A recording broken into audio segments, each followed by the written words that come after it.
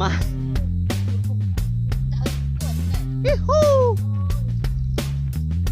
ทุกคนไปหาปลาแล้วจะมีโอกาสจะได้ถ่ายรูปนี่ปลานี่ครับคือออกไปหาปลาเด้อนี่ครับคนได้ปลาแล้วตัวหนึ่งนี่ครับ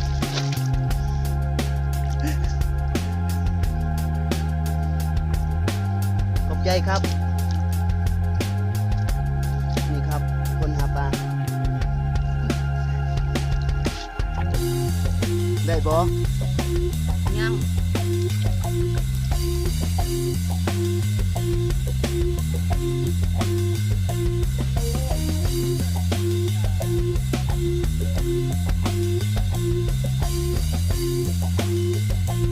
มื้อนี้ไปสัมภาษณ์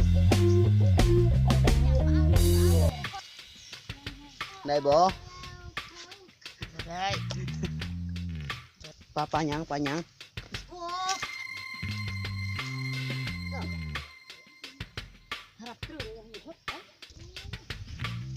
คันมีนี่โอ้บ่มีจับดีเว้ยตายแล้วเฮานี่ครับแบตสำรองก็คือนี่ครับปลานี่ได้แล้วปลาตัวหนึ่งอยู่นี่ยังมีอยู่จังน้อยได้ดอกนี่ครับเด็กน้อยเล่นน้ำนี่ปลาแม่ได้รถลูกมาถ่ายเองนี่อ้าวโอ้ได้บ่ปลาลุงนี่งามนี่กินโลดโอ้ได้แล้ว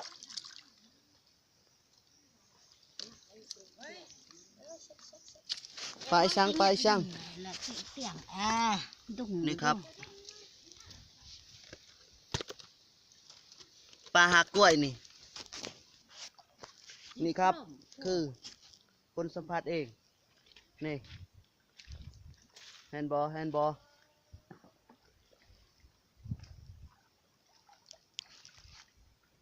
ได้บ่ได้พอกิน